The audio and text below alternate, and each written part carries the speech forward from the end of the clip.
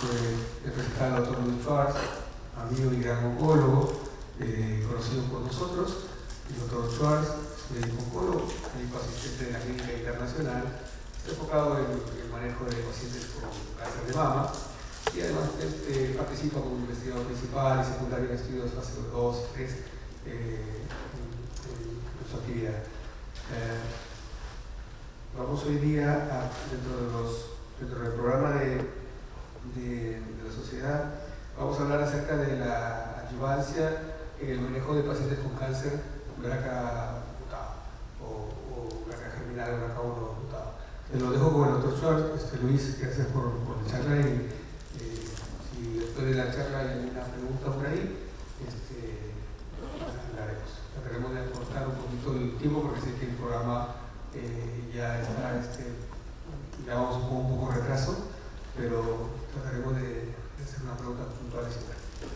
Luis. Bueno, ante todo, buenos días con todos. Agradecer a la Sociedad de Hematología con Limitación, a Walter por la amable introducción. Bueno, y el tema es el manejo adyuvante en pacientes con cáncer de mama temprano con mutación germinal BRCA. Esos son mis conflictos.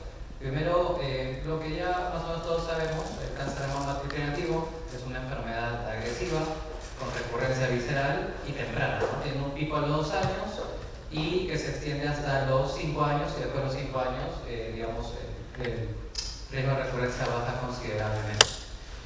Lo segundo es que es una enfermedad heterogénea, como ven en la histología. Hay triple negativos que pueden ser de buen pronóstico, de enfermedad lenta y hay otros muy agresivos. Y el perfil mutacional, como vemos ahí, puede haber alteraciones de la vía P3-quinasa-mTOR, reparación, RAS-quinasa, de factores de crecimiento epidérmico. Y de lo que vamos a abocar hoy día es tumores triple negativos con defecto en reparación de DNA, sobre todo genes BRCA1 o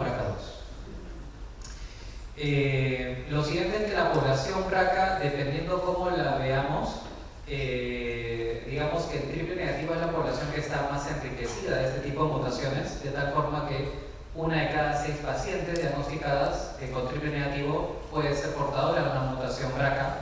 Pero sin embargo, si lo vemos en el contexto general de todos los diagnósticos, el 70% de las mujeres diagnosticadas con cáncer de mama es de tipo hormonal, y si bien 1 de cada 17 pacientes hormonales puede ser con una mutación BRCA, si sumamos, el 65% de los BRCA mutados viene de las mujeres con receptores hormonales y el 30% restante viene de los triple negativos. Entonces, no hay que tampoco desdeñar o pasar por alto las pacientes con receptores hormonales positivos, y hay que saberlas reconocer para pedir el testeo adecuado.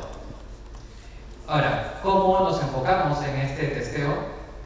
En las guías actuales, esto está alterado, creo que se grabó mal, pero en resumen es el triple negativo a cualquier edad. Antes había un límite que era 60 años, pero actualmente no hay un límite de edad, ¿no? De hecho, la controversia en algunas guías es si una paciente con cáncer de mama triple negativo queda con enfermedad residual y tiene 70 años, ¿por qué no la testea? Porque puede tener un arco terapéutico, y con el hormonal es la misma figura. Si tiene receptores hormonales positivos, es una mujer menor de 45 años, va al testeo, y si tiene de 46 a 50, debe tener por lo menos otro cáncer de mama positivo o un familiar de primer grado o segundo grado con cáncer de mama, ovario, páncreas, próstata, y entre más de 51 años tiene también otros criterios ya de orden familiar, ¿no? De tal forma que estos criterios, si yo cumplo con esta forma de screening que manda la NCCN, sobre todo enfocándome en las pacientes mujeres con receptores hormonales menores de 45 años, veo que mi valor predictivo positivo es del 99.3%, es bastante bueno. Y si yo desearía o decido testear a todas las mujeres con mutación BRCA, esto sube hacia un 99.7%, 99.6%. Entonces, la ganancia es muy poca si decido no aplicar los criterios, sobre todo en la población hormonal. Por lo tanto, lo que es costo efectivo adecuado es ceñirse a los criterios de la guía para testear, ¿no? Nuevamente, siempre haber sitio para situaciones especiales. ¿no? Por ejemplo, ¿qué pasa con la paciente con receptores hormonales y que queda con una enfermedad residual importante? Como vamos a ver, si tal vez valdría la pena hacer una mutación BRCA en este grupo. Y lo siguiente es de que viendo el score SCAT, que es una forma medida del ESMO, vemos que las mutaciones germinales BRCA1 tienen un nivel de evidencia A1, son un blanco terapéutico aceptado. Las mutaciones hemóticas realmente no son tan importantes ni abundantes en mama, a diferencia de lo que pasa en ovario. Entonces, en esta charla nos vamos a abocar sobre todo en pacientes con mutación BRCA, que es el blanco terapéutico accionable. Sobre el uso de quimioterapia, si es preoperatoria o postoperatoria, el uso de quimioterapia preoperatoria te permite definir un grupo de buen pronóstico y de mal pronóstico. El de buen pronóstico es el que tiene respuesta patológica completa, y si doy un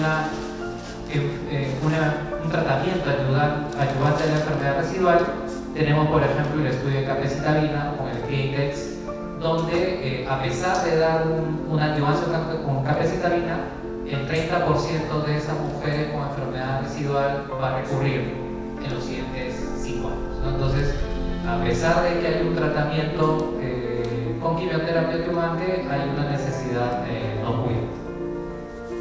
Sobre el uso de platino, actualmente es un estándar. Como vemos, aumenta la tasa de respuesta patológica en más de un 50%, comparado solamente un 35% sin el uso de platino, y es parte del estándar actual de tratamiento, y eso va a ser uno de los comentarios que podemos hacer después del estudio o del manejo de esta paciente. Entonces acá la comparación, tasas de 30 a 40%, a diferencia de la 50 hasta 60% casi que ya con el uso del platino. Sobre si las pacientes con mutación BRCA son más sensibles al platino, en esto ya está mixta. Hay estudios que efectivamente dicen que sí, es mejor, y otros que no encuentran una diferencia significativa, y es motivo de debate, de tal forma que no existe un biomarcador para el uso de platino, y el platino siempre se recomienda como tratamiento de adyuvante para alcanzar la mayor respuesta patológica posible.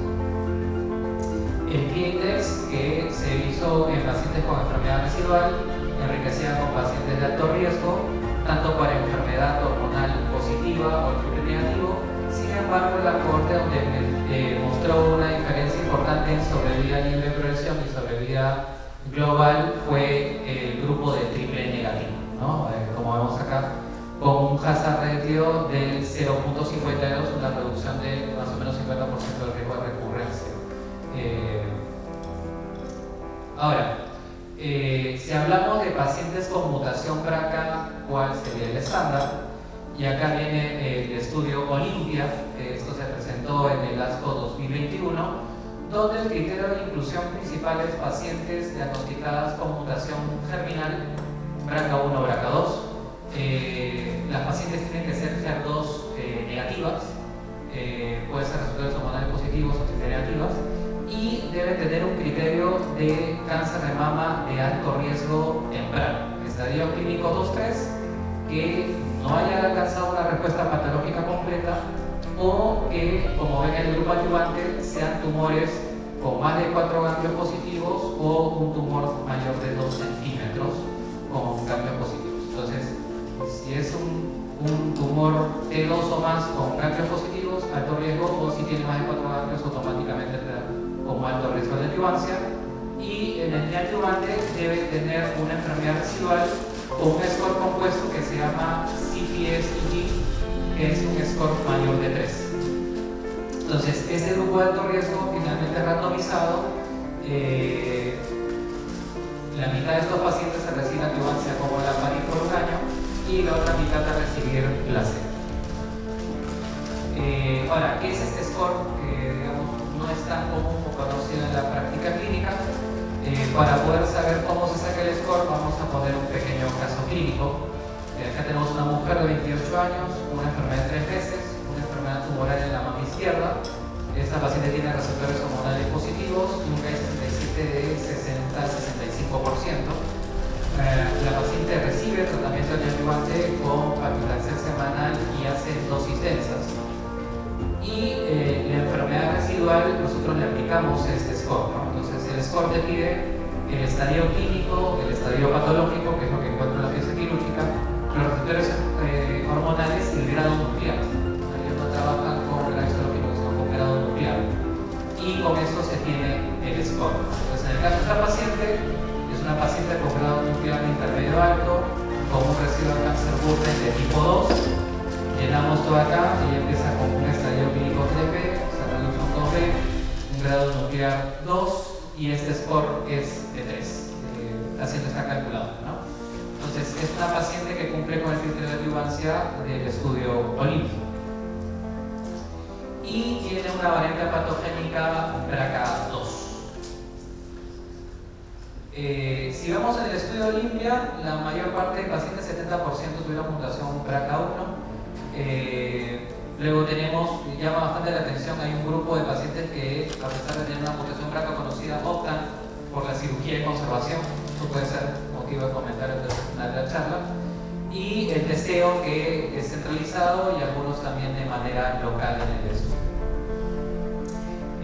60% de las pacientes fueron premenopáusicas, cumple con el estándar de estas mujeres con mutación BRCA, que son generalmente pacientes jóvenes, la mayoría triple negativo, el 80% de las mujeres, y un 50% o mitad entre neoadyuvancia y adyuvancia, y el uso de platino, o tratamiento con sal de platino, en un 26% de las pacientes. Terapia endocrina, un porcentaje de pacientes que reciben terapia concurrente junto con la terapia con la PARI. Y acá vemos el score, pacientes con un score entre 3 y 4, un 19-18%, estadio clínicos 2A, 2B, es la mayor parte, más de un 60% de estas pacientes. Y en triple negativo estamos hablando de un 38% a 40% de pacientes que cumplen con el criterio de inclusión, que es tener un score CPSG de 3 a más. Entonces, acá vemos que la mediana edad en general, en resumen, es paciente joven, alrededor de 42-43 años, 72% mutaciones BRCA1, la gran mayoría de pacientes triple negativo, y lo que llama la atención, 74% de las mujeres hacen mastectomía, pero hay un grupo que también opta por solamente una cirugía de conservación, y la salpicoferectomía, reducción de riesgo, alrededor de un 60% de las pacientes.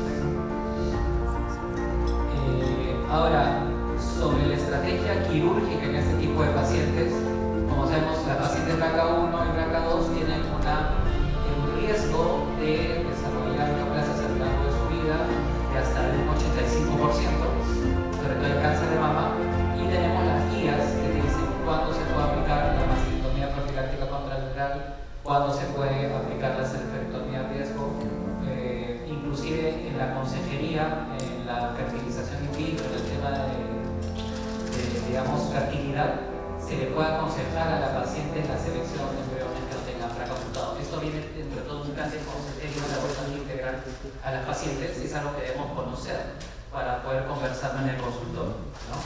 Entonces, cirugía de reducción de riesgo es hablar de paridad, hablar de fertilidad con las pacientes que tienen este tipo de patología, ¿no? Esto lo pueden revisar en la guía que está en detalle.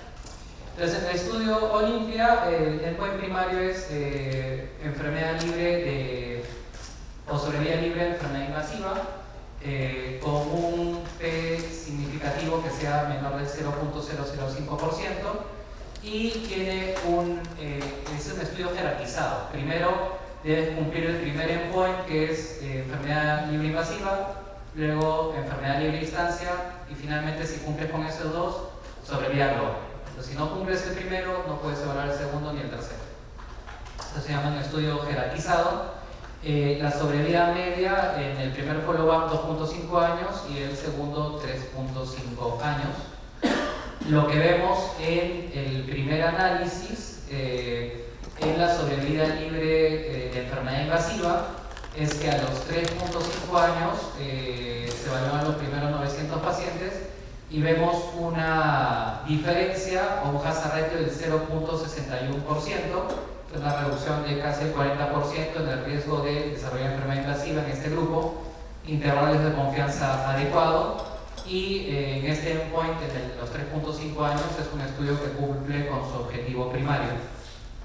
Si hablamos de la población intención a tratar, estamos hablando de lo mismo, 0.58%, con un intervalo de confianza adecuado y una P del 0.0001, menor. Entonces también es un estudio estadísticamente significativo y vemos cómo las curvas del inicio se separan y continúan separadas a lo largo del seguimiento.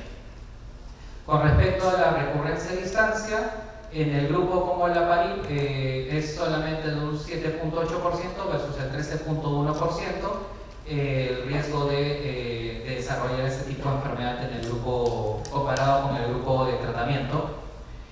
Y nuevamente, si cumplimos ya con el endpoint primario, que es enfermedad invasiva, se evalúa la sobrevida libre de enfermedad a distancia, lo cual también vemos que tiene un hazard ratio del 0.57, reducción del 40%, con un intervalo de confianza adecuado y una P estadísticamente significativa. Entonces, vemos de que el alfa se sigue reciclando para poder evaluar el riesgo de este paciente y también cumple con este endpoint de manera adecuada.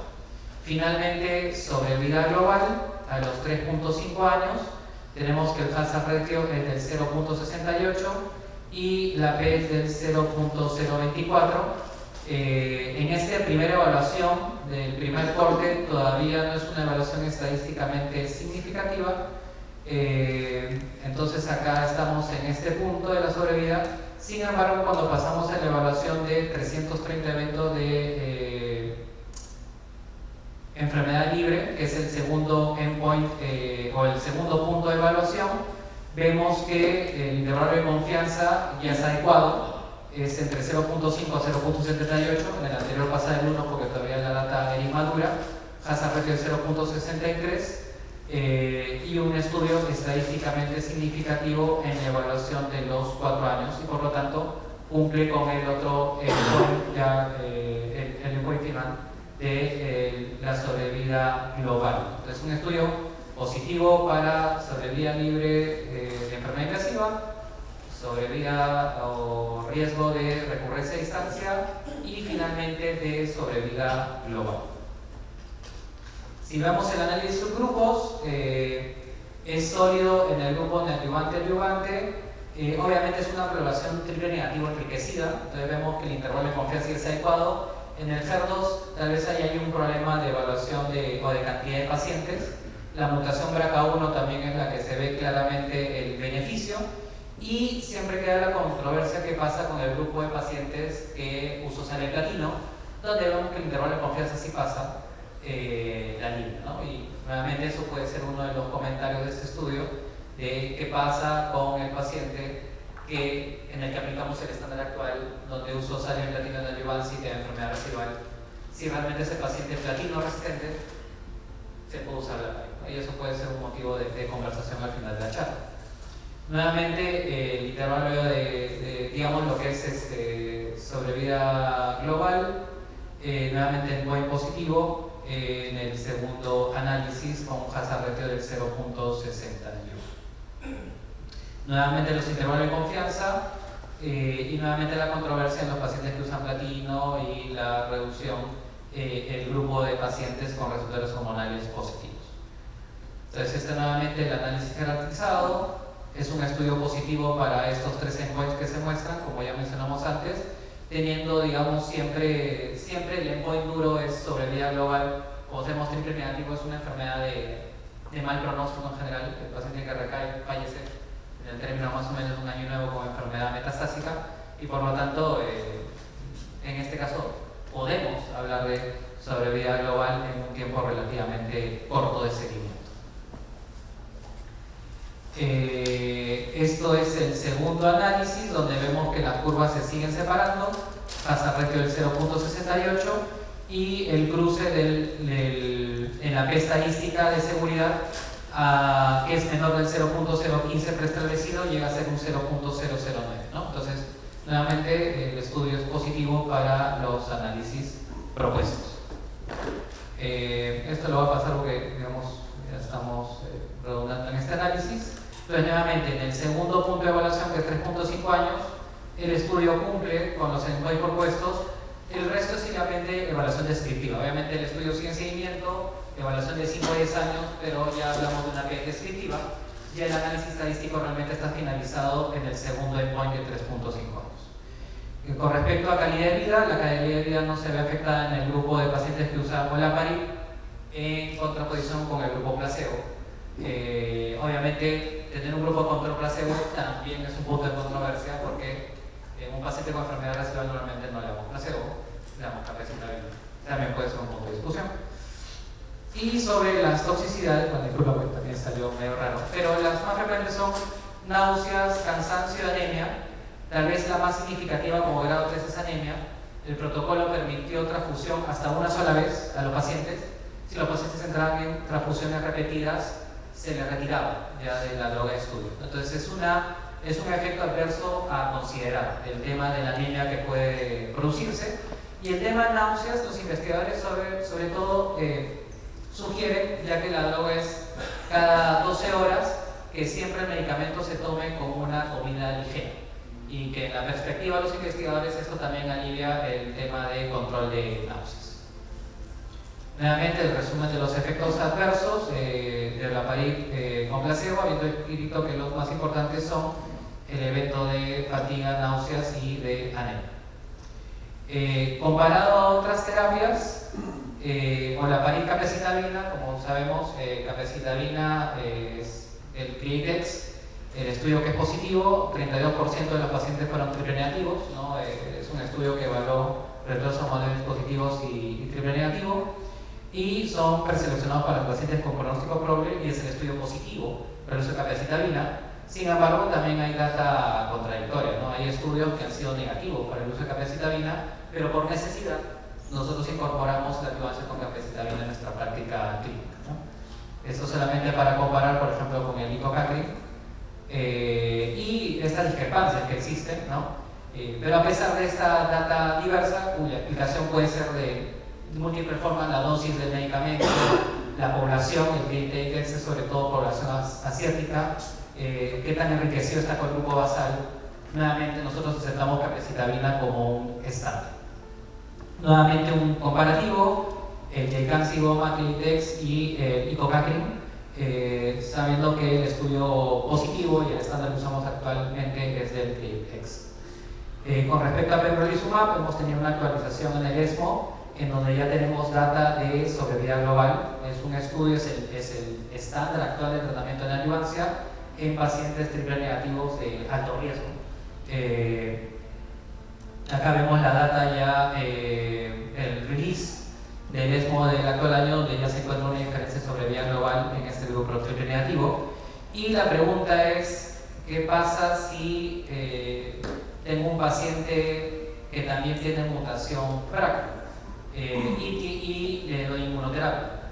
Si se beneficiaría del uso de pembrolizumab más olaparib. Obviamente ahí hay un tema de toxicidad económica importante. El tema de la toxicidad física realmente no lo es tanto. Hay estudios que ya han evaluado antes el uso de inhibidores PARP con inmunoterapia y es viable, pero digamos es una zona ahorita libre de evidencia, ¿no? ¿Qué hacemos con estos pacientes BRCA positivos o BRCA mutados? Y olaparib con abemaciclib, nuevamente tenemos a pacientes con adjuvancia de alto riesgo, el uso de olaparib, de abemaciclib. En nivel de ciclinas, el gran problema de el uso, creo que se está adelantando. El gran problema es de que, por ejemplo, no hay datos de seguridad ni para sumar olaparib con capecitabina. De hecho, los investigadores no lo recomiendan por hay un tema de toxicidad, ni tampoco para usar abemaciclib con olaparib. Entonces ahí la pregunta es, ¿qué debo hacer con ese paciente BRCA mutado? ¿Le doy abemaciclib o le doy olaparib en pacientes de alto riesgo con receptores hormonales positivos, ¿no? Nuevamente, el estándar de tratamiento está en discusión cuál es la mejor terapia adjuvante en este grupo de pacientes, sabiendo que el beneficio en sobrevida absoluta es de 3.4 puntos porcentuales. Entonces, si nosotros vemos en eficacia, por ejemplo, el uso de terapia de quimioterapia y terapia hormonal en sobrevida de 15 años tiene una ganancia absoluta el uso de quimioterapia versus NF, o sea, en la de clínicos tiene una ventaja sobre vida global o ganancia de 3 puntos porcentuales, ¿no?, de beneficio absoluto, y es un estándar de tratamiento, ¿no? Y en el caso, por ejemplo, de taxanos, la ganancia también es de otros más o menos 5 puntos porcentuales. Entonces, esta ganancia absoluta en BRCA es comparable a la ganancia que tenemos de otras drogas que están estandarizadas en nuestro manejo diario. Nuevamente, las guías permiten el uso de la PARIP, tanto la guía de la NCCN como de la guía ESMO. Tiene una categoría A, nuevamente es una terapia a título curativo. Las guías de San Galen también, promueven o facilitan, sugieren el uso de la PARIP adyuvante en este grupo de pacientes. Entonces, la conclusión es que la PARIP es una terapia adyuvante dirigida a cáncer de mama temprano, con HER2 negativo de alto riesgo, definido por los criterios del estudio que ya mencionamos. Es un estudio positivo para sobrevida libre de enfermedad a distancia y sobrevida global de enfermedad invasiva. Cumple con todos sus endpoints primarios, y el efecto terapéutico es consistente en los grupos de mutación BRCA1, BRCA2, triple negativo, con un perfil de toxicidad manejable, ya conocido por todos nosotros, y que no tiene un impacto en la calidad de vida, ¿no? Y nuevamente, no olvidar de que hay un grupo con receptores homogéneos positivos que también puede ser BRCA1, ¿no? Y esto respalda el uso de olaparib como una terapia estándar en los pacientes con enfermedad residual o enfermedad de alto riesgo con mutación germinal. Muchas gracias por saber. Gracias, Luis, por tu clara ponencia y muy didáctica. Vamos a tratar de hacer un par de preguntas, igual vamos a tratar de hacerlo un poco más corto. Tenemos solo por comentar, tenemos la ventaja que en el auditorio tenemos a un par de colegas que son grandes ponentes de cáncer de mama en el mundo. Tenemos al doctor García Sáenz, muy importante en cáncer de mama en Europa. Tenemos al doctor Petrassi en Latinoamérica, así que ha sido es un placer que estén acompañándonos. Luis, yo tengo escuchándote la charla, si bien es cierto, orientamos mucho el tema de cáncer de mama triple negativo, el tema BRCA, si bien es por el porcentaje de pacientes que son más mutados triple negativo, pero a efectos reales tenemos más luminales de BRCA positivo por el porcentaje de BRCA que en la población de mama tenemos, ¿no? Hay una parte que nos mencionabas acerca de la categorización o la estratificación del riesgo de pacientes que entraron a limpia. Y creo que por ahí va, no sé, me parece que por ahí va un poco centrada la crítica a los estudios y la comparativa que tenemos que hacer. Porque nos preguntamos ahora en pacientes de alto riesgo, porque son pacientes de Olimpia entraron pacientes de alto riesgo, ¿son los mismos pacientes alto riesgo en pacientes receptores positivos? ¿Cuál es el riesgo, cuál es la categorización de riesgo en los pacientes BRCA mutados? Los pacientes que no 522, pensábamos que este ESMO, como me lo perdí, pero no sé si en este ESMO iban a dar teóricamente el dato en BRCA para ver si había algún impacto en esta subpoblación. Entonces, ¿crees que este CPS con esta categorización es algo que tenga que modificarse, algo que tenga que nosotros ajustar a la categorización de riesgo?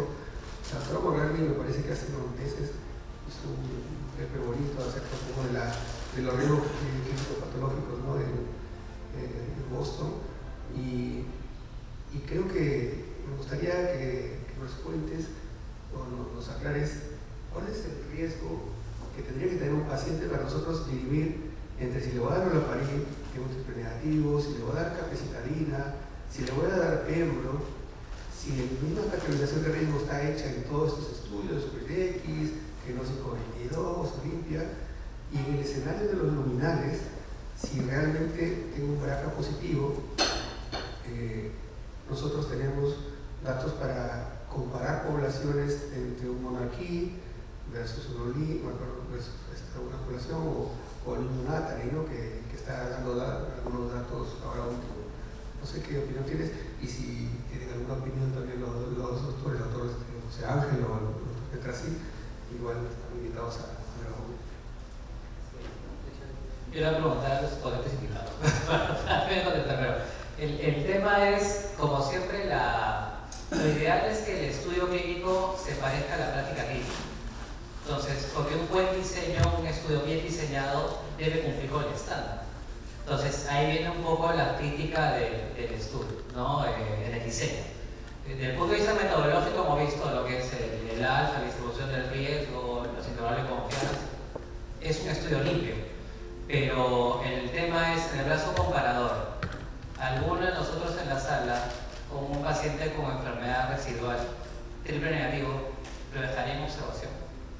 Entonces, esa es la primera pregunta que tendríamos que contestarnos, ¿no? Y en ese sentido es justa esa comparación. O sea, a un grupo le doy olaparib y al otro le doy placebo y veo qué sucede. Entonces, eso puede tener su implicancia, creo yo. En algún momento me imagino que debe haberlo revisó el comité de ética y de alguna forma consideró que eso era adecuado porque había la discusión de esto del CRIEDEX, del ICOCA, del CIBOMA, que había data mixta y como digo, el uso de capecitabina en la práctica es más por necesidad, por llenar un espacio que no está satisfecho, ¿no? Pueden haberlo visto de esa forma, ¿no? Habría que preguntar realmente a los investigadores si es eso, ¿no? Y lo segundo es el uso de sal de platino.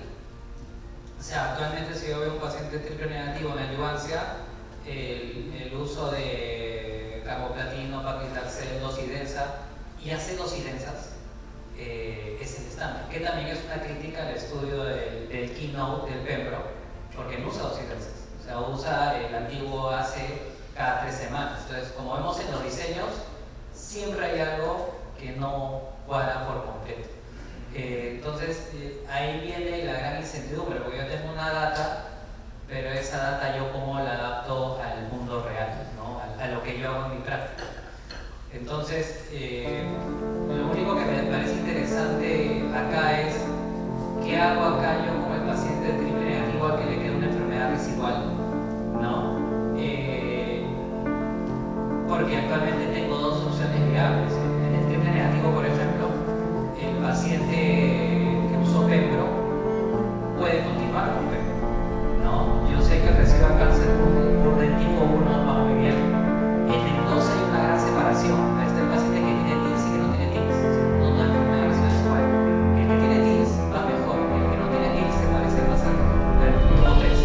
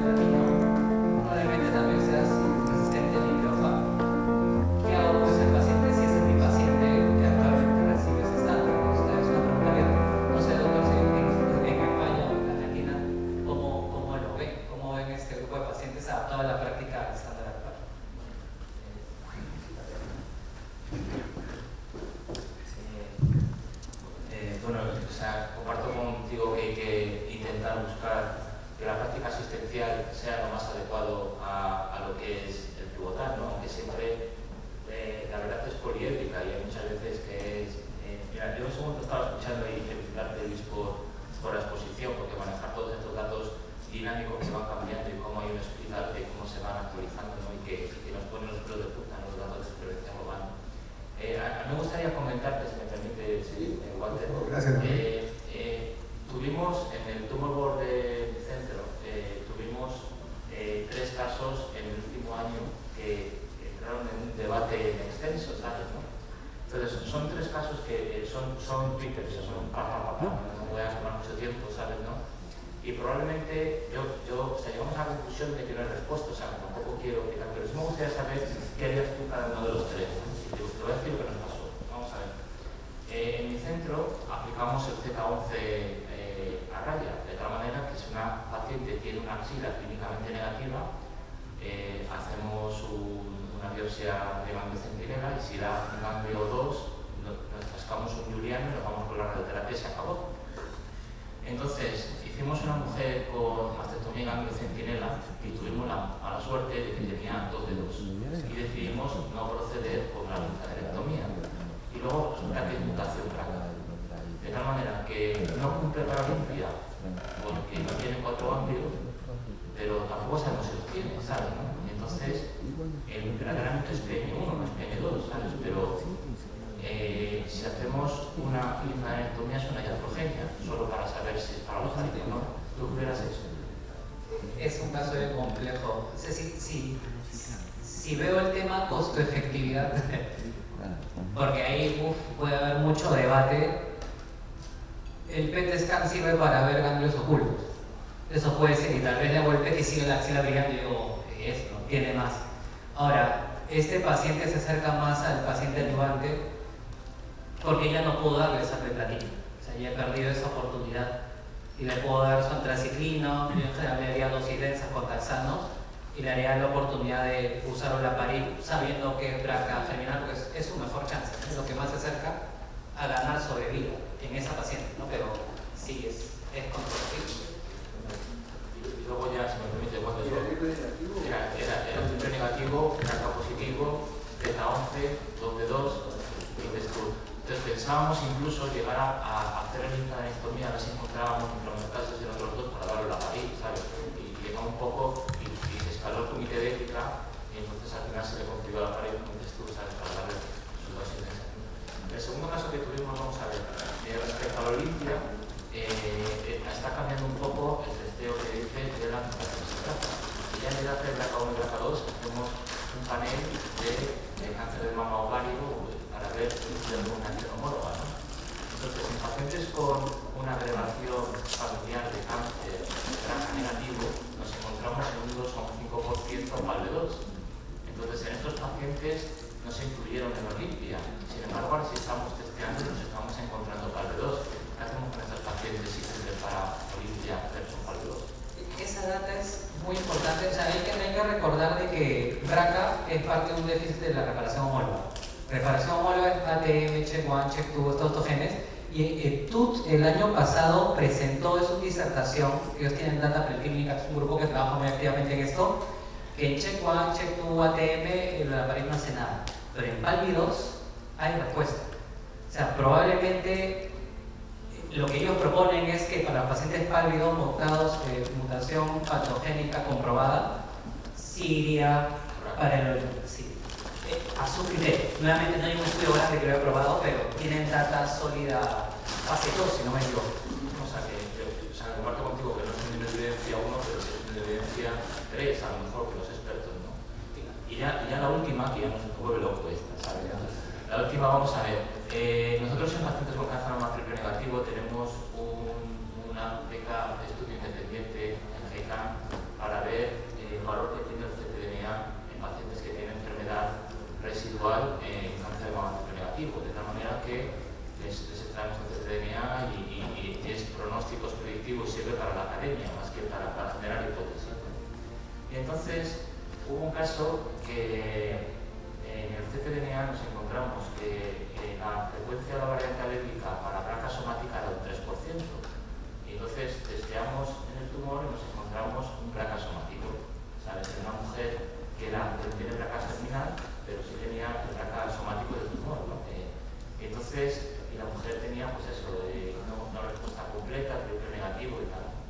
sabemos hasta qué punto una paciente que no tenga un BRCA germinal, si el BRCA somático puede ir a un rol, lo volvemos loco, ¿no?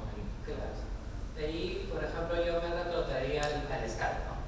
Que el SCAT te dice que el nivel de evidencia es 3, no es 1A como germinal. Y lo otro, creo que si no me equivoco, tú también habló eso, dice en general, BRCA somático en mama es poco frecuente y no hay evidencia que los inhibidores PARP funcionen. Lo que sí ellos han encontrado, que eso me parece muy interesante, el BRCA-NES, pacientes con una modificación post-translacional que es la metilación del BRCA. O sea, tengo el BRCA normal, no hay mutación, pero está metilado. Y esos los hallan con el TCGA. Y ese paciente se comporta como si fuera un BRCA mutado en su estudio. Entonces, ellos lo que están buscando es ampliar justamente ese grupo. Y parece que BRCA-NES podría ser otro grupo junto con PALB2 para ampliar a esto, ¿no? Entonces, pero el somático no encontró evidencia. Son casos que... Gracias, José Ángel, por la intervención. Acá son justamente los que hay que discutir. Fernando, ¿algún comentario final? Y así cerramos el blog. Buen día a todos, sí, justo me estaba ahí cargando la presentación y tenemos problemas técnicos.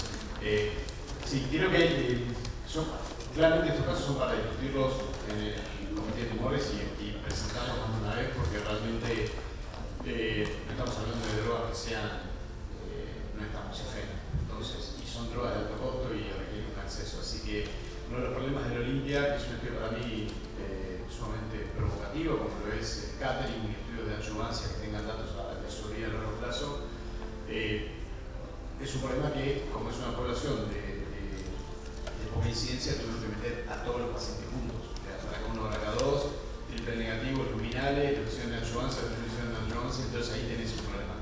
Mi gran preocupación con el olaparib, que a pesar de eso lo utilizo en tumores en pacientes que tienen enfermedad luminal, es claramente los triple negativos que hacen latinos. Hoy en día la mayoría de los pacientes hacen latino y hacen adyuvancia con pembro, es un gran problema. ¿Cuánto sabemos en enfermedad avanzada el uso secuencial de platino seguido de inhibidor PARP le quita absolutamente todo el beneficio de inhibidor PARP? Entonces es una gran preocupación, por eso el intervalo de confianza tan amplio, una población chiquita. Y el otro punto son los tumores luminales. Entonces, yo en la práctica estoy buscando cada vez más hacer una adyuvancia en tumores luminales, porque muchas pacientes vienen con tumores grandes, tratando de meter, copiando a los equipos de España ponemos ahora de Prosigna en la institución, entonces empezar a utilizar Prosigna para planificar la estrategia de neoadjuvancia, entonces hay mucho más pacientes luminales que estoy tratando de ubicar al aneo, pero creo que también es otra de las situaciones. Utilizado la PARP en adyuvancia luminal de alto riesgo o en lo que queda con la enfermedad residual con el score mayor de 3. La verdad que es una terapia basada en biomarcador, esa es la única ventaja a diferencia de la inmuno, a diferencia de la BEMA, con beneficio en sobrevida. Entonces, de todas, bueno, ahora se suma el pembro, pero de los inhibidores de CDK y de los inhibidores de PARP, creo que la PARP es uno que tiene beneficio en sobrevida, guiada por un biomarcador. Creo que eso es lo que te hace siempre prevalecer la indicación de la PARP en un paciente triple negativo con enfermedad residual, en lugar de hacerle capecitabine. Justo ahora yo tengo una paciente en esta situación y estoy haciendo la PARP capecitabine concurrente, pero el capecitabine en forma metronómica, no en la dosis full. Entonces eso hace que vos puedas, porque también la pregunta es, el CAPE al año, hacerlo después al año de la PARP, ya es una primera línea temprana. Entonces la indicación es hacer, los tratamientos tienen que utilizarse en forma temprana. Entonces una de las opciones es usar o la PARP full 2 con capecitabine metronómico, que aumenta un poquito la toxicidad hematológica, no tanto la digestiva. Es una población que es tan selectiva como biomarcador que nos va a dar mucho que comentar y discutir seguro en los próximos congresos. Luis, muchas gracias por tu valiosa presentación y la discusión a los ponentes.